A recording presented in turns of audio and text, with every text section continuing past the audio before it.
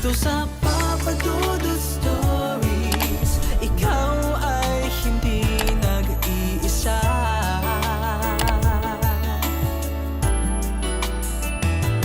Dito sa Papa Dudut Stories. May paghihigpit na ginagawa ang mga magulang natin na minsan ay nakakasakal na rin po. Pero lahat naman ng kanilang ginagawa ay para sa ikabubuti natin, lalo na sa ating buhay sa hinaharap. At darating na lamang ang araw na magpapasalamat tayo para sa ginawa nilang pag-aalaga at pagdidisiplina sa atin. Dear Papa Dudut, may oras sa buhay natin na nagkakaroon tayo ng pangalawang magulang. At minsan sila pa ang mas nakakapagparamdam sa atin ng totoong pagmamahal. Hello Papa Dudut, I'm Marian, 28 years old at nagtatrabaho ngayon dito sa Taiwan bilang office staff. Wala rin talaga akong hilig na makinig sa mga drama sa radyo o internet. Pero mula Papa Dudut nang tumira ko sa bahay ng lola ko, na mas sanay akong tawagin na mamita, ay nahilig na rin po akong makinig sa inyong YouTube channel. Si Mamita ay nanay ng mami ko, Papa Dudut. Hindi siyang nagpalaki sa akin pero sobrang mahal na mahal ko siya.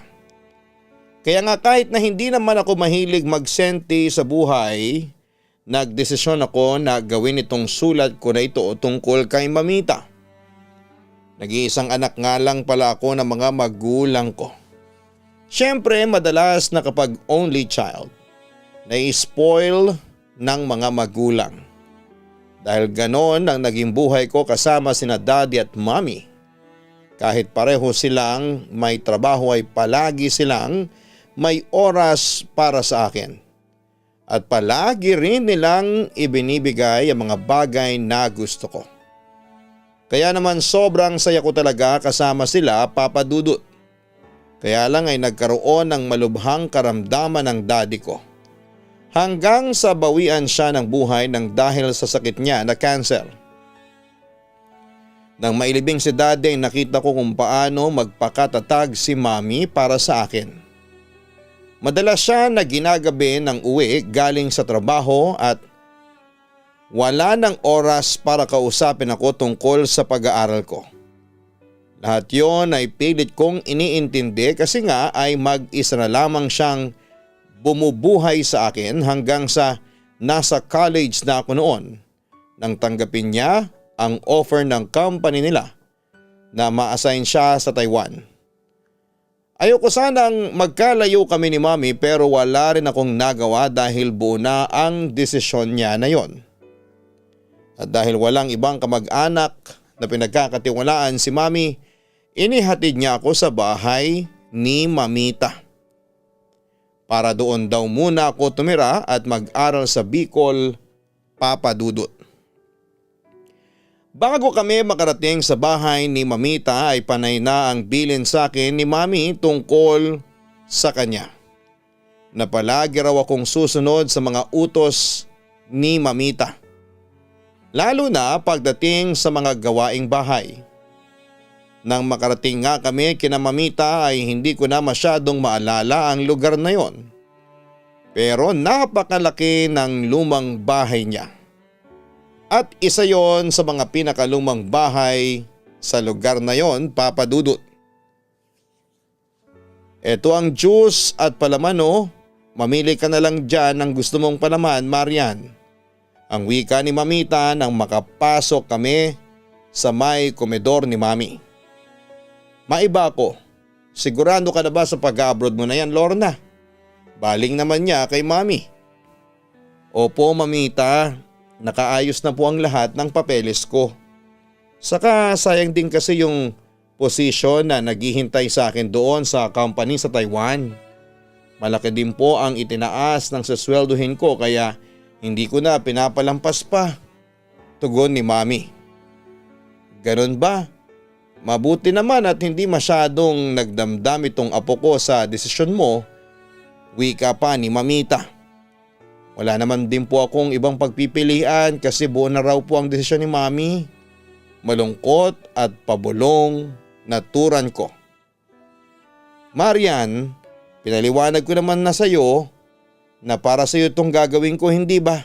Para sa kinabukasan mo, kaya huwag ka na sanang magtampo pa sa akin. Ang sabi naman ni Mami sa akin. Tama ang mami mo, apo. Hindi rin naman madali para sa kanya ang gagawin niya na pagtatrabaho ng malayo mula sa iyo. Huwag kang mag-alala.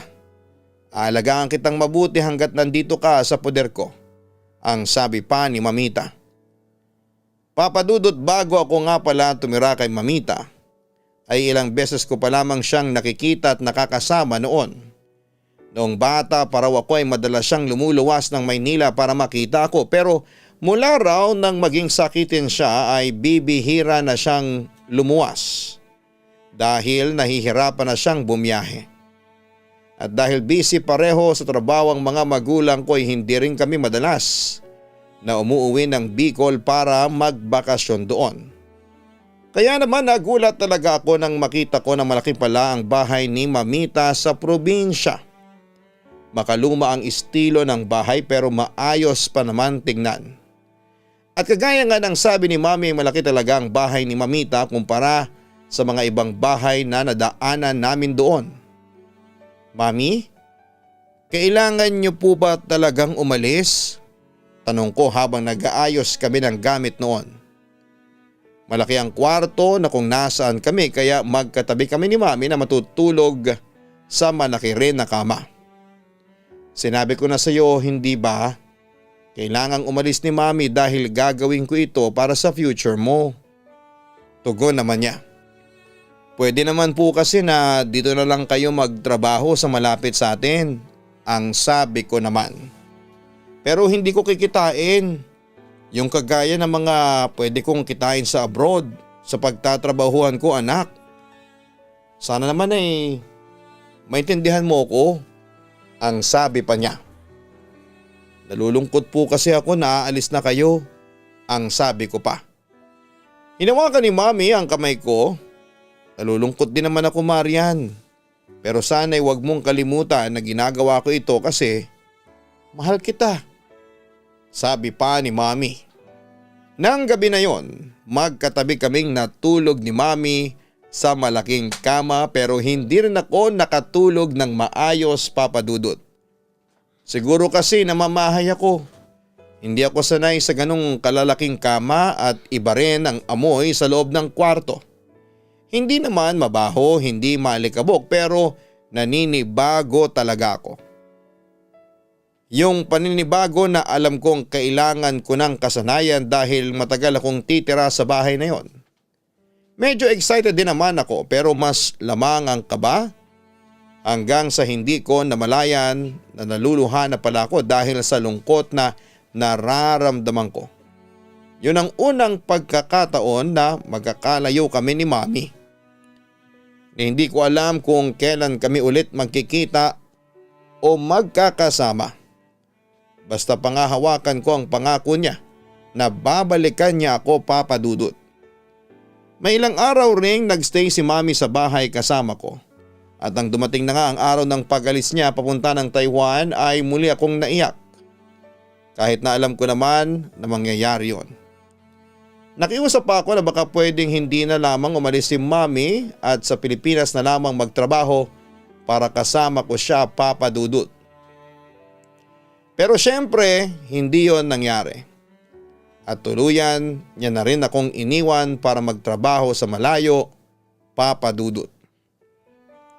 Sobrang nanibago talaga ako sa bahay ni Mamita. Hindi lang dahil sa probinsya yon, kung hindi dahil kay Mamita mismo. Maaga niya akong ginigising sa umaga para mag-almusal at napakarami niyang bilin pagdating sa mga gawain. Ako po ang maglalaban ng mga kortina? Gulat na tanong ko. Oo, bakit? May problema ba? Balik tanong ni Mamita. Wala lang po. Tugon ko naman habang pilit na nilalabanan ang antok ko. Wala naman tayong ibang kasama dito sa bahay, hindi kagaya doon sa inyo sa Maynila na may kasambahay kayo na gumagawa ng paglalaba at paglilinis ng bahay. Huwag mong sabihin na hindi ka tinuruan na maglaba ng mami mo. Tanong pa niya sa akin. Hindi naman po sa ganon, kaya lang hindi ko na tinuloy pa ang sinasabi ko dahil baka masira ko pa ang umaga ni Mamita. Doon na siya nagsimulang maglitanya na lalong nagpaantok sa akin. Ayan na nga ang sinasabi ko, masyado kang na-spoil ng mami mo. Sinabi ko na sa kanya noon pa man na dapat habang bata ka pa lamang, tinuturuan ka na niya ng mga gawaing bahay at mga paglalaba, pamamalansya, pagluluto at paglilinis ng bahay. Hindi nyo yan pwedeng palagi na lamang naiasa sa mga magulang ninyo. Darating ang panahon na mawawala rin kami sa mundong ito at mahihirapan kayo na mabuhay nang hindi na kami kasama. Kung hindi ninyo matututunan ng maaga ang maging responsable sa buhay. Kaya ngayon pa lamang ay sinasabi ko na sa iyo na matuto ka na talaga habang kasama mo ako dito sa bahay.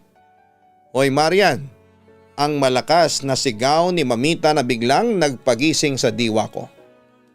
Po? Ano po yun Mamita? Turan ko.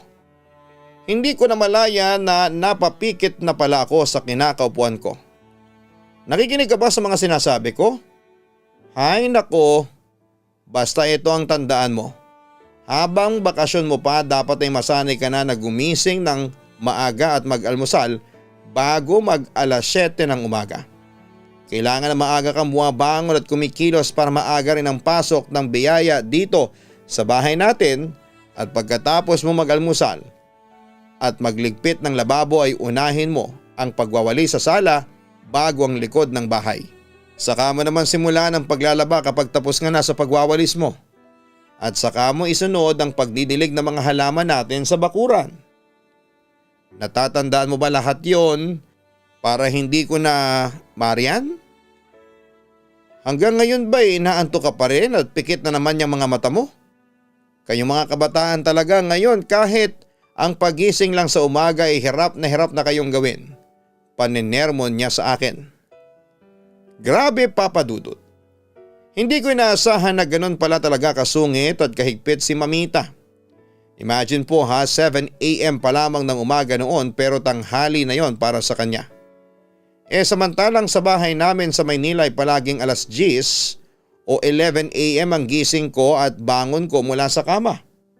Kaya nga madalas na pinagsasabay ko na ang almusal at tanghalian kasi ganong oras na ako nagigising. Pero si Mamita gusto niya yata na sabayan namin ang bawat paggising ng araw sa umaga at pag-duty ng manok sa pagtilaok nito sa labas ng bahay namin. Ang nakakainis pa doon ay palagi niyang sinasamahan ng sermon ng almusal na hinahain niya sa akin. Mga sermon na tungkol sa pagpapalaking ginawa sa akin ni na mami at daddy. Wala naman akong nakitang mali sa pag-aalaga at pagpapalaki sa akin ng mga magulang ko Papa Dudut. Hindi naman mali kung ibigay nila sa akin ang mga bagay na gusto ko o hinihingi ko sa kanila. Wala ring masama kung kumuha sila ng kasambahay noon para gumawa ng mga gawaing bahay at hindi rin naman siguro kasalanan kung hindi ako marunong magsaing ng kanin o maglaba ng mga kortina. Kaya lang nang malaman yon ni Mamita ay inis na inis talaga siya. Sa akin, lalo na kay Mami Papa Dudut. Medyo mahigpit si Mamita pagdating sa mga gawaing bahay Papa Dudut dahil hindi nga ako marunong maglaba. Tinuruan niya pa talaga ako kasi nga'y wala kaming kasambahay na kasama na pwedeng gumawa noon. Halos magkasugat-sugat na tuloy ang mga daliri ko sa kamay dahil sa nakakabwisit na paglalaba na yon. Pero mabuti na lamang at fast learner ako. Kaya naman natutunan ko rin kaagad na gawin yon. Pero dahil metikulosa nga si Mamita ay palagi niyang nakikitaan ng mali ang ginagawa ko.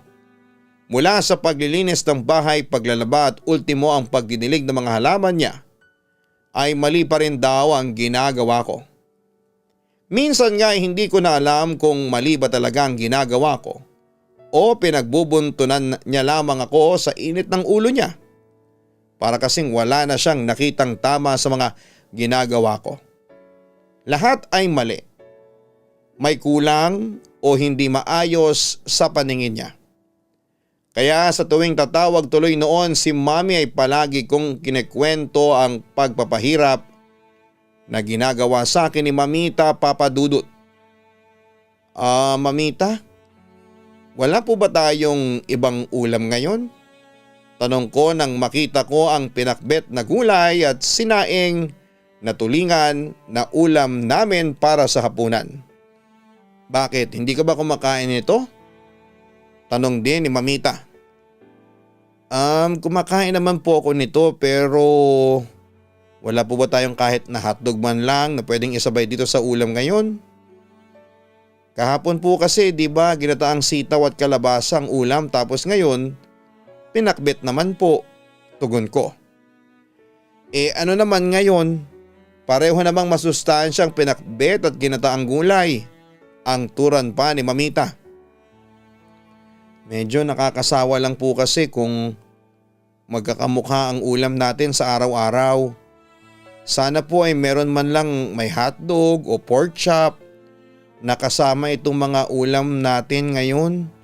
Ang wika ko naman. Marian, hindi maganda sa kalusugan ang puro hotdog at pritong karne. Kaya dapat na masanay kang araw-araw na kumakain ka ng gulay. Hindi rin hamak na mas masustansya ang isda kesa sa karne ng baboy. Kaya wag mong sinasanay ang katawan mo sa mga ganong klase ng mga pagkain. Kaya rin siguro hindi ka tumataba dahil bukod sa pagdadayet na ginagawa mo ay napakapihikan mo pa sa pagkain. Kaya kainin mo na lamang kung ano man ang inihahain ko dito sa lamesa natin. Dahil lahat ng yan ay sisiguraduhin ko na masustansya. Siya nga pala, kailangan mong gumising na mas maaga bukas. Kasi sasamahan mo akong magsimba kaya bago mag alas 7 ng umaga ay dapat makapag-almusal ka na, nakaligo at nakaayos ka na rin. Ang bilin pa ni Mamita. Sa bahay namin, Papa Dudut, ay walang sino man ang pwedeng bumali ng batas ni Mamita. Mapagawaing bahay man yon, pagsisimba o sa mga niluluto niyang ulam. Siya ang mas matanda kaya siya ang dapat na palaging masunod. Nung una ay mas nadadagdagan ang inis ko habang tumatagal na kasama ko siya. Para kasing nawala na ako ng kalayaan na gawin ang mga bagay na gusto ko. Mula sa oras ng pagising na gusto ko hanggang sa pagkilos ko sa loob ng bahay niya. Palagi rin siyang masungit sa akin sa konting pagkakamali lang na nagagawa ko. Kagaya na lamang ng masunog ko ang sinaing kong kanin dahil nakatulugan ko ang paghihintay na maluto yon. Hindi lang tuloy kanin ang nasunog kung hindi pati na rin ang kaldero namin. Hindi naman ako sinigawa ni Mamita pero abot langit talaga ang paninermo niya sa akin noon. Dapat daw kapag may isang bagay akong ginagawa ay nakafocus lamang ako doon. One at a time, sabi nga ni Mamita. Kung alam ko raw na hindi ko kayang pagsabay-sabayin ang mga ginagawa ko, itigil ko muna ang iba at isa lang daw ang pagtuunan ko ng pansin, Papa Dudut. Doon ko nagsisimulang ma-realize na marami akong matututunan kay Mamita. Papa Dudut, malapit na noon ang pasukan sa school nang maisipan ni Mamita na mamili na kami ng mga gamit. Pinamili niya ako ng mga gusto kong gamit at siya na raw ang bahalang magbayad. Siya naman ang pinapili ko ng sapatos para sa akin at nagustuhan ko ang pinili niyang kulay at ng disenyo. At nang patapos na ako sa pagpili ng bagay, nakita ko siya na may tinitignan na sandals noon malapit sa may cashier. Mamita, bilhin niyo na rin po yung sandals na yan, bagay naman po talaga sa inyo. Saka malaki naman po ang pinadalang pera ni Mami kaya okay lang kahit na bumili kayo ng para sa inyo, ang wika ko sa kanya. Ayan nga rin po ang sinasabi ko sa lola ninyo eh. Ma'am, bagay talaga sa kanya ang sandals na hawak niya lalo na at maputi siya. Singit naman ang sales lady na nandun din ng mga oras na yon. Alam mo Iha, hindi mo ako mauuto sa pambobola mo na yan. Saka masyado tong mahal para sa akin. Natatawang baling ni Mamita sa sales lady. Mas mahal nga po dyan itong bag na gusto kong bilhin Kaya isama nyo na po yan sa babayaran natin. O kung gusto nyo po ay hindi ko na lang po bilhin tong bag at yung sandals na lang po ang kunin natin. Suhestyon ko naman. Naku, huwag na. Hindi mo kailangan na ibalik yung bag sa pinagkuhanan mo, Marian. Ayos pa rin naman tong sandals na gamit at suot ko ngayon. Kaya hindi ko na kailangan bumili ng bago para sa sarili ko. Mabalik tayo. Kompleto na ba ang mga gamit na kailangan mong bilhin? Tanong niya sa akin. Opo, kompleto na po, mamita. Tugon ko. Mabuti naman. Halika na at magbayad na tayo sa counter nang makakain na rin tayo. Anyaya pa ni mamita. Papadudot pagdating sa pagkain at gamit na para sa akin ay magastos talaga si mamita. Ayaw niya raw kasing isipin ni mami na hindi niya ginagastos ng tamang pera na pinapadala sa kanya ni mami na para naman sa akin. Kaya naman kahit na hindi niya ako sinasanay sa mga luho na gusto ko, ibinibigay naman niya ang mga bagay na alam niyang kailangan ko.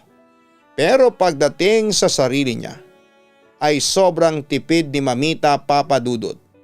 Ni minsan nga ay hindi ko siya nakitang bumili ng gamit na para sa kanya. Kahit noong kumakain kami sa labas, isang plato lang ng palabok ang ino-order niya. Tapos ay baso ng tubig para sa kanya. Tapos sa akin ay fried chicken, kanin, buko pandan, tapos ay may juice pa. Gusto niya raw na palagi akong busog kaya maraming pagkain ang ino-order niya para sa akin. Habang tumatagal din na kasama ko si mamita ay natututo na akong pakisamahan siya. Tama si mami sa mga bilin niya sa akin noon na sundin ko lamang ang mga utos sa akin ni mamita. At mabilis kaming magkakasundo na dalawa, papadudot. Hindi nga nagtagal, papadudot, ay nawala na rin ang inis ko sa tuwing uutusan ako ni mamita sa mga gawaing bahay. Actually, hindi na nga rin niya ako masyadong inuutusan noon dahil nagkukusa na akong kumilos sa mga gawain sa bahay. Hindi naman pala yun gaanong kahirap lalo na kapag nakasanayan mo nang gawin. Dati talaga ay sobrang tamad kong gumising ng maaga. Pero madalas na ako ang nauunang gumising kay mamita sa umaga at naghahanda ng almusal para sa aming dalawa. Nadagdagan na rin ang mga halaman sa bakuran kasi namunga na yung mga dinidiligan ko. At hindi na rin ako napapagalitan ni mamita sa mga nilalabhan ko na kortina. Nakakatuwa rin palang makasanayan ng mga ganong gawain, papadudot. Nabawasan na rin kasi ang mga oras ko noon sa pag-i-internet kaya naman masasabi ko na mas naging kapaki-pakinabang ang oras ko sa mga ginagawa ko. Pero ang pinaka-paborito ko talagang ginagawa namin na magkasama ni mamita ay yung pagsisimba namin tuwing umaga, tuwing araw po ng linggo. Ang dami ko kasing mga nare-realize pagkatapos ng misa. Pakiramdam ko rin noon ang dami kong nare-realize sa bawat araw na kasama ko si mamita, papadudot. Minsan ay naisipan kong ipagluto si mamita ng sinigang na bangus. Kaya lang ay napadami ang lagay ko ng seasoning kaya napaalat yon. Nalungkot ako kasi yun ang unang beses na nagluto ako para kay mamita. Pero sinabi niya na kakainin niya pa rin daw yon. Dahil pinag-effortan ko ang luto na yon, papadudot. Alam mo, natutuwa talaga ako sa iyo, Marian. Kasi nag-aaral ka ng magluto ngayon. Dati-rati gigising ka ng tanghali. Pero ngayon ay mas maaga ka nang bumabangon kesa sa akin.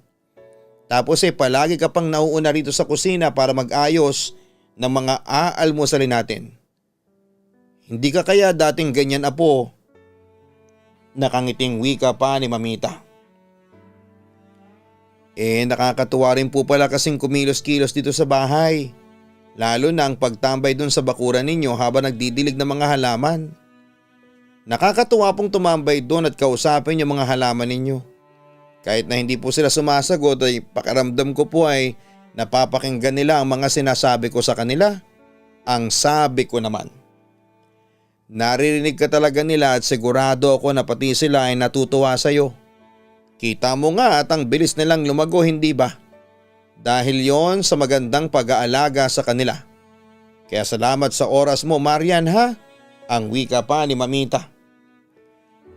Mamita, ako nga po ang dapat na magpasalamat sa inyo kasi kahit na isang taon pa lang ako sa bahay ninyo sobrang dami ko na pong natutunan mula sa inyo. Masayang wika ko. At marami ka pang matututunan mula sa akin kasama na doon ang tamang pagluluto nitong sinigang na bangus. Alam mo ang mabuti pa kumain na tayo bago pa lumamig itong niluto mo. Papadudot, si Mamita yung tipo ng lola na sobrang bilis na maka-appreciate ng mga bagay na ginagawa ko. Kaya rin siguro mabilis akong napalapit sa kanya kasi nakikita ko na natutuwa siya sa effort ko. Kahit minsan ay pamali-mali ako sa ginagawa ko. Kagaya na lamang ng pagluluto ko noon ng sinigang na bangus na sobrang alat talaga. Hindi ko na nga halos malunok ang tinikman ko na sabaw. Pero ang sabi ni Mamita ay hindi pwede na hindi niya kakainin ang kauna-unahang niluto ko para sa kanya. Hindi ko man lang siya nakitang nadismaya sa pagkakamaling nagawa ko. At ang sabi niya ay pwede ko naman daw itama ang mga pagkakamali na yon. Ang mahalaga daw ay natuto ako na subukang gawin ang mga bagay na gusto kong gawin. Kagaya na lamang ng pagluluto. Lumipas sa mga buwan at sa mahigit na 2 taon na nakatira ako kay Mamita ay naging maayos naman ang lahat sa aming dalawa. Okay din naman ang pag-aaral ko dahil nagkaroon kaagad ako ng mga bagong kaibigan. Kaya lang habang tumatagal noon, Papadudot, naging madalang naman ang pagtawag sa akin ni Mami. Ang sabi niya noong una ay uuwi siya kada taon para magkasama ulit kami pero mula nang umalis siya ay hindi pa siya nakauwi ng Pilipinas. Palagi niyang sinasabi na busy lang talaga siya sa kanyang trabaho. Ayun pala ay busy na siya noon sa ibang tao, Papadudot. Ano pong sabi ninyo, Mami? Bubuntis po kayo? Kanino po? Gulat at naguguluhang tanong ko kay Mami na noon ay ka-video call ko. Sa asawa kong si Omar. Halos 1 taon na rin kaming kasal at ngayon nga ay pinagbubuntis ko na ang magiging anak namin. Ang magiging kapatid mo. Tugon pa ni Mami. Ibig sabihin kaya pala sobrang dalang ninyo na kung tumawag sa akin. Kasi may ibang tao na kayong inaasikaso. Pinalitan nyo na pala si Daddy. Tapos hindi nyo man lang pinagpaalam kaagad sa akin. Anong klaseng ina kayo, Mami? Naiiyak na panunumbat ko sa kanya. Anak, intindihin mo naman sana. Hindi rin naman madali sa akin ang mga sinasabi ko ngayon. Pero mahal ko si Omar at mahal niya rin ako. Ang wika pa ni Mami. Kaya pinalitan nyo na lang po basta si Daddy. Saka Mami, mahal ko rin naman po kayo Bakit parang hindi yun importante para sa inyo? O talagang wala na rin kayong pakialam sa akin kasi may bago na kayong pamilya dyan? Bakit ba tinatanong ko pa to? Alam ko naman na dapat ang sagot sa mga tanong ko. Kasi nga pinagbubuntis nyo na ang anak ninyo sa lalaking pinalit ninyo sa daddy ko. Ang sabi ko sa kanya. Sobrang nasaktan ako sa mga nalaman ko noon, Papadudot. Hindi ako makapaniwala kaagad na napalitan ni Mami si Daddy sa buhay niya. Tapos pakiramdam ko din. Anumang oras ay mapapalitan na rin ako ng magiging bagong anak niya. Ang mas masakit pa doon ay yung paglilihim niya sa akin tungkol sa pagpapakasal nila ng bago niyang asawa. Hindi ko man lang nalaman na may bago na pala siyang boyfriend. Tapos ay bigla siyang tatawag para ipalam sa akin na kasal na siya. At ipinagbubuntis na niya ang magiging anak niya sa ibang lalaki. Pakiramdam ko rin noon ay parang hindi ako importante sa buhay niya. Kaya hindi niya kagad yon pinaalam sa akin. Parang hindi na niya ako anak o hindi na ako parte ng buhay niya. Kaya naman tinapos ko na kaagad ang pag-uusap namin na yon kasi naiiyak na talaga ako sa sama ng loob ko sa kanya. Kaya pala sobrang bihira na siya kung tumawag sa akin noon, Papadudot, at napansin ko rin ang biglaan niyang pagtaba sa tuwing nakaka-video call ko siya. Pero syempre hindi ko binigyan niyo ng ibang kahulugan kasi alam ko naman na hindi maglilihim sa akin si Mommy. Yun pala ay inipon niya lang ang mga importanteng bagay na dapat kong malaman para sa isang bagsakan na lamang na sakit na mararamdaman ko kapag pinaalam na niya sa akin yon, Papa Dudut. Papa Dudut, hindi ko na sinagot pa ang mga sumunod na tawag sa akin ni Mommy. Kahit ang mga chat niya sa akin sa Facebook ay hindi ko na rin po sinagot pa. Hanggang sa marinig ko na lamang nakausap na siya ni Mamita sa cellphone. Narinig ko sa boses ni Mamita na nagulat din siya sa sinabi sa kanya ni Mami at sino ba naman ang hindi magugulat, Papa Dudut. Ang alam lang namin ay umalis si Mami at nagpapaka-busy sa trabaho niya sa Taiwan. Tapos ay biglang kasal na pala siya sa ibang lalaki at magkakaanak pa sila. Nasa sala noon si Mamita at naka-loudspeaker ang cellphone niya dahil medyo mahina na ang kanyang pandinig. Kaya narinig ko na kinuwento sa kanya ni Mami na katrabaho pala nito ang lalaking napangasawa niya sa Taiwan. Doon daw nakatira ang lalaki sa Taiwan kaya mabilis akong makukuha ni Mami para mapag-aral sa bansang yon. At nang marinig ko na kinukumbinsi ni Mami si Mamita na doon na ako magpatuloy ng pag-aaral sa Taiwan ay itinigil ko na ang pakikinig sa kanilang pag-uusap. Ayoko kasing marinig ang isasagot ni Mamita kay Mami. Natatakot ako na baka ipamigay na ako ni Mamita. Natatakot din ako na maiwan si Mamita na mag-isa sa bahay niya, Papa Dudut. Hanggang si Mamita na mismo ang kumausap sa akin noon tungkol sa bagay na yon, Papa Dudut. Marian, magandang opportunity tong pinaplano ng mami mo para sa iyo. Sayang kasi hindi lahat ng kabataan na kagaya mo ay may pagkakataon na makapag-aral sa ibang bansa, ang wika pa ni Mamita. Pero hindi ko naman po gusto ang plano ni Mami para sa akin kasi ayoko po na iwan kayo dito sa Pilipinas, Mamita. Malungkot na sabi ko. Hay, sabi ng habat yan ang magiging dahilan mo, Apo. Hindi mo naman kailangan na mag-alala sa akin kasi malakas pa ako. Wika pa ni Mamita. Mamita, kahit po malakas pa kayo ngayon, paano naman po sa mga susunod na araw, linggo, buwan o taon? Paano po kapag nagkasakit kayo tapos mag-isa lang kayo sa bahay? Sino po ang mag-aasikaso sa inyo? Magdidilig ng mga halaman, maglilinis ng bahay, magpapalit at maglalaban ng mga kortina at saka kung ano pang mga gawain dito sa bahay. Ang wika ko sa kanya. Mula sa pulpa, puro masusustansyang gulay na ang kinakain ko kaya sigurado ako na hahaba pa ang buhay ko. Huwag mo kong masyadong alalahanin, Marian. Kasi bago ka naman inihabilin sa akin ng mami mo ay ilang taon na rin akong namumuhay na mag-isa noon sa bahay ko, hindi ba? At kaya ko ulit na gawin yun ngayon. Isa pa ay ayokong may malaking opportunity ka na mapalampas ng dahil lang sa akin. Alam ko rin naman na babalik ka kaya ayos lang sa akin. Kahit sumunod ka sa mami mo o para sa mas magandang future na naghihintay sa iyo doon. Tugon naman ni Mamita. Papa Dudut, nung una ay buo na talaga ang desisyon ko na hindi pumayag sa sinasabi ni Mami na sa Taiwan na ako magpatuloy ng pag-aaral ko. Pero hindi rin kasi huminto si Mamita sa pangungumbinsi sa akin. Natanggapin ang opportunity na yon, hindi naman daw sa ayaw niya na akong makasama. Pero ayaw niya lang din daw na siya ang maging hadlang para sa mga magagandang future ko. Hindi nagtagal, Papa Dudut, ay tinawagan ko na rin si Mami at nakipag-usap na ako sa kanya. Sinabi ko na tanggap ko na ang pagkakaroon niya ng bagong asawa. Pati na rin ang tungkol sa magiging kapatid ko kasi wala na rin akong magagawa pa. At sinabi ko na rin na pumapayag na ako na sumunod sa kanya sa Taiwan.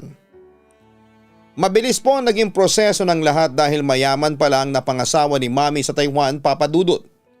Isa pala ito sa mga boss niya kaya mabilis din na naproseso ang kanilang pagpapakasal noon.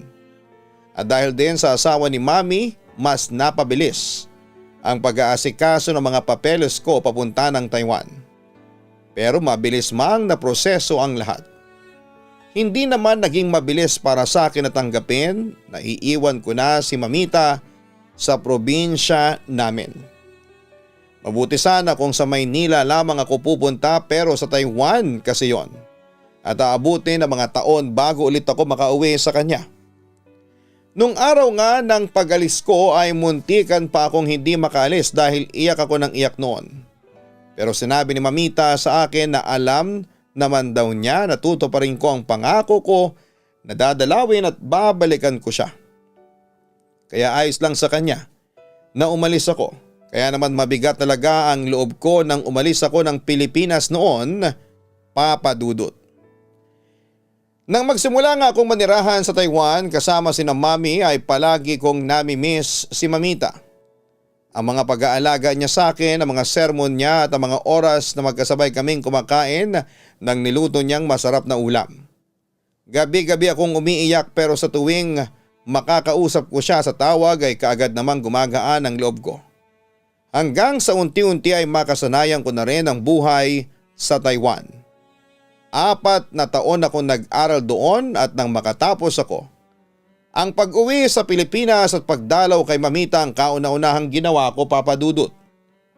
Mahigpit at naiiyak ko siyang niyakap nang makarating ako sa bahay. At ganoon din siya sa akin. Excited din akong binigay sa kanya ang regalo ko na magandang sandals. Nagustuhan niyo po ba? Tanong ko. Oo naman, mukhang mamahalin at saka may nakatatak pa dito na sa Taiwan mo talaga siya binili.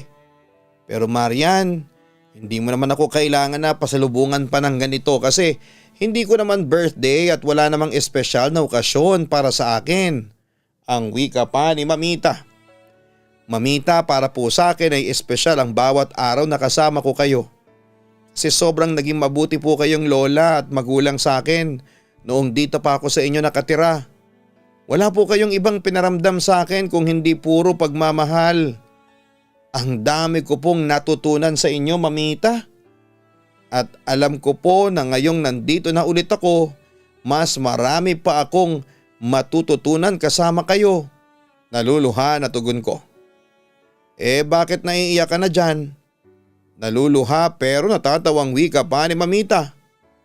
Kayo rin naman po naiiyak na rin, turan ko. Hindi lang din kasi ako makapaniwala na pwede pa palang mangyari to. Yung makasama ko uli ang pinakamamahal kong apo. Sa totoo lang ay natatakot din talaga ako na baka hindi mo na ako maabutang buhay dito sa bahay ko. Kaya sa bawat araw na magkalayo tayong dalawa ay palagi kong pinapanalangin na sana'y mangyari pa ang araw na ito. Ang makita at mayakap kita kagaya ngayon. Kaya napakalaki ng pasasalamat ko sa Diyos kasi binigyan niya ako ng pagkakataon na maging lola mo, Marian. Ang sabi pa ni Mamita. At nagpapasalamat din po ako sa kanya kasi sa dinami-rami ng pwede kong maging lola, sa mundong ito ay kayo po ang ibinigay niya sa akin. I love you, Mamita. Mahal na mahal ko po kayo. Tugon ko. Papa Dudut, 3 buwan ang hiningi kong bakasyon noon kay Mami para makasama si Mamita sa probinsya. At wala akong sinayang na araw noong nasa Bicol ako. Palagi ako nakikipagkwentuhan kay Mamita. Namamasyal kami sa may bayan at madalas ko rin siyang pinagluluto noon ng mga putahing kaya ko namang lutuin. Gusto ko talagang sulitin ang bawat araw na magkasama kami noon. Gusto ko na palaging nakikita ang ngiti sa mga labi niya at naririnig ang mga tawa niya. Gusto ko na palagi kong kasama si Mamita at sa tuwing kasama ko siya ay wala na akong ibang mahihiling pa sa buhay ko. Parang ayaw ko na nga matapos ang 3 buwan na bakasyon ko sa Pilipinas. Kaya nangako na rin ako noon sa sarili ko. Nagagawa ko ng paraan para makasama si Mamita pabalik ng Taiwan. At habang hindi pa nangyayari yon, sinusulit ko muna ang bawat araw at oras na magkasama kaming dalawa. Papa Dudut, maraming salamat po sa pagbabasa ng sulat ko na ito. At dito ko na rin po ito tatapusin. Sana po ay nakapag-iwan ng aral at inspirasyon ang kwento namin ni Mamita ko. Na habang nandyan pa ang ating mga magulang, kapatid, lolo at lola gawin natin ang lahat para maiparamdam sa kanila ang ating pagmamahal. Yours truly, Marian. Wala nang hihigit pa sa pagmamahal ng isang magulang para sa kanyang anak. At ganoon din ang mga lolo at lola para sa kanilang mga apo. Kaya maswerte tayo na may kinalakhan na kagaya nila, lalo na kung naranasan natin kung paano ang maalagaan nila. Maraming salamat, Marian, sa pagsulat mo sa aking YouTube channel at talaga namang nakakaluha itong kwento ng buhay mo na ibinahagi mo sa amin. May mga oras talaga kasi na kailangan nating iwanan, panandalian ang mga mahal natin sa buhay para mas maganda ang kinabukasan. Pero ang mahalaga ay alam natin kung paano bumawi sa mga naging pagkukulang natin sa kanila. Mga kaistorya, hindi natin makakasama sa lahat ng oras ang mga mahal natin sa buhay. Kaya hanggat nandyan pa sila ay gawin natin ang lahat para maiparamdam ang ating pagmamahal at pagmamalasakit para sa kanila. Huwag mong kalimutan na mag-like, mag-share at mag-subscribe. Maraming salamat po sa inyong lahat.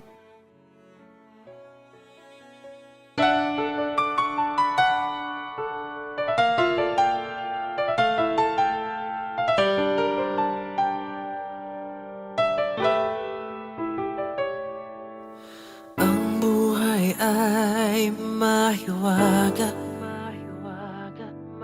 laging may lungkot at saya.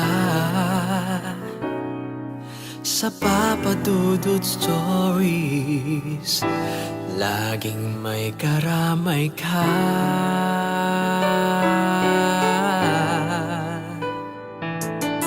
Mga problemang kay bigat,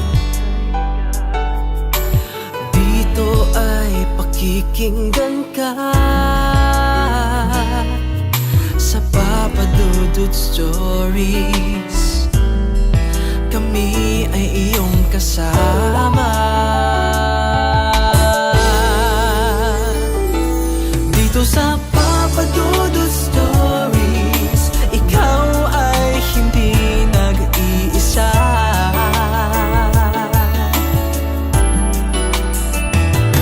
Dito sa Papa Dudut Stories, may nagmamahal sa'yo.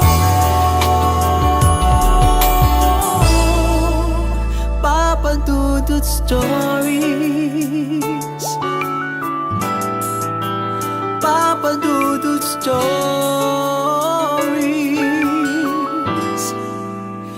Papa Dudut Stories.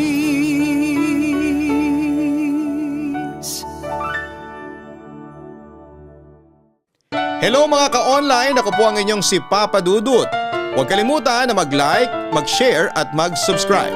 Pindutin ang notification bell para mas maraming video ang mapanood ninyo. Maraming salamat po sa inyong walang sawang pagtitiwala.